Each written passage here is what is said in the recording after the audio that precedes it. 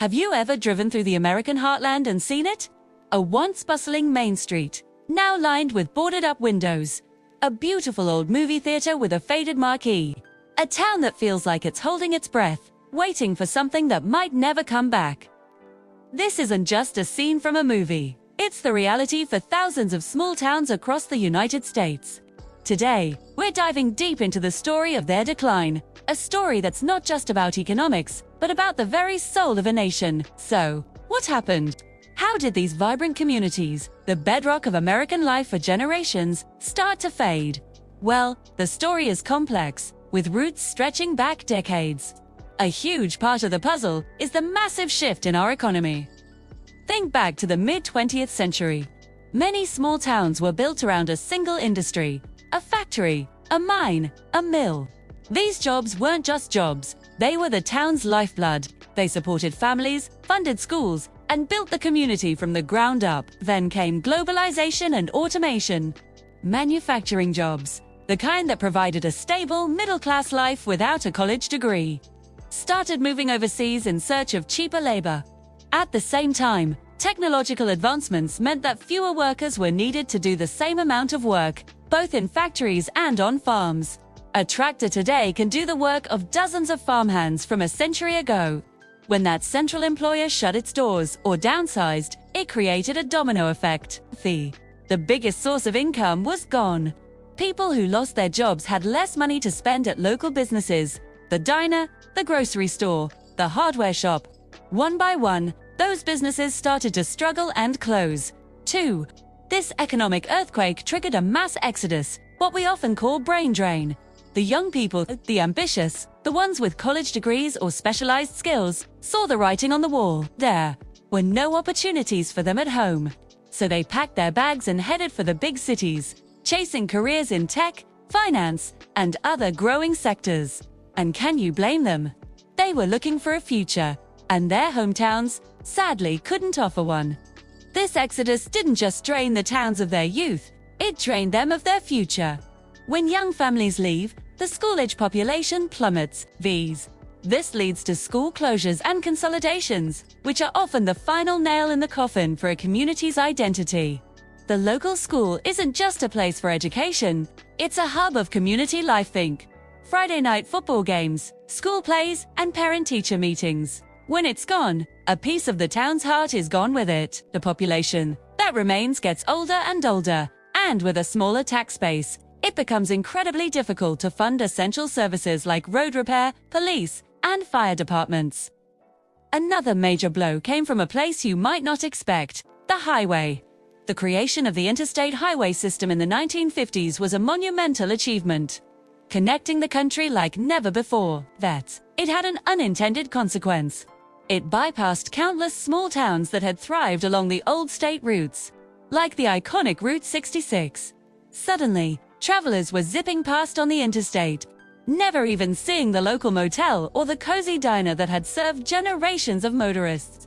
All that tourist traffic and the money that came with it simply vanished.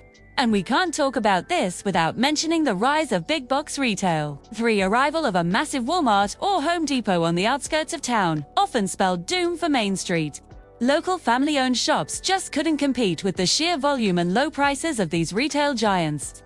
While convenient for shoppers, this shift hollowed out the traditional town center, replacing unique local character with standardized corporate efficiency. The money spent there was also more likely to be sent back to a corporate headquarters far away, rather than recirculating within the local economy.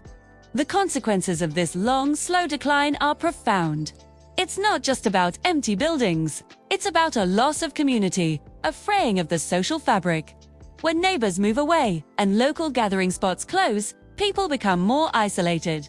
The sense of shared identity and mutual support that defined small-town life begins to erode. This has also fueled a growing political and cultural divide in America. The economic anxieties and feelings of being left behind in these regions are very real, and they contribute to a sense of resentment towards the prosperous, booming urban centers. It creates two different Americas, living completely different realities. But this isn't the end of the story. It's crucial to understand that not every small town is dying. In fact, some are finding incredible ways to reinvent themselves. It's a story of resilience, creativity, and a refusal to give up, too. How are they doing it? For some, the answer is tourism. Towns with natural beauty, a unique history, or a quirky local culture are leaning into what makes them special. They're transforming into destinations for hikers, history buffs, art lovers, and foodies. They're restoring their historic buildings, opening boutique hotels, and hosting festivals that draw in crowds and cash. Think of a town that turns its old, abandoned Main Street into a charming arts district filled with galleries and studios. Others are tapping into the digital age. The rise of remote work, accelerated by the pandemic, has been a game changer. Suddenly, you don't have to live in a crowded, expensive city to have a great career. People are realizing they can have the best of both worlds: a high-paying job with a company based in New York or San Francisco, and the affordable cost of living, slower pace, and tight-knit community of a small town. Towns that invest in high-speed internet are positioning themselves as attractive havens for these new remote workers, bringing in new residents, new income, and new life. There's also a growing appreciation for local and artisanal products. Some towns are revitalizing their economies by focusing on craft industries. Think breweries, distilleries, cheesemakers, or woodworkers. They are building a reputation for quality, unique products that you just can't find in a big box store. This shop local movement helps keep money circulating within the community and rebuilds that lost sense of local pride. The story of small-town America is a story of profound change. It's a narrative of loss and hardship, but also one of incredible resilience and innovation. The decline is real, driven by powerful economic and social forces that have reshaped our country. But to say that all small towns are doomed is to ignore the spirit and ingenuity that built them in the first place. The future of these communities depends on their ability to adapt, to find what makes them unique, and to build a new identity for the 21st century. It's a challenge, for sure, but all across the country, people are proving it can be done. What does the future hold? It will likely be a mix. Some towns will continue to shrink, perhaps fading away entirely. But others will thrive, transformed into something new.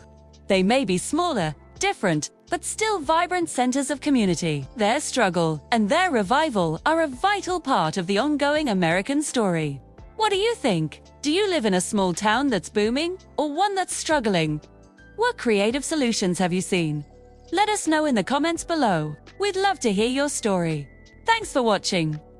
If you found this exploration of small-town America interesting, please give this video a thumbs up and consider subscribing to the channel for more deep dives into the forces shaping our world. We'll see you in the next one.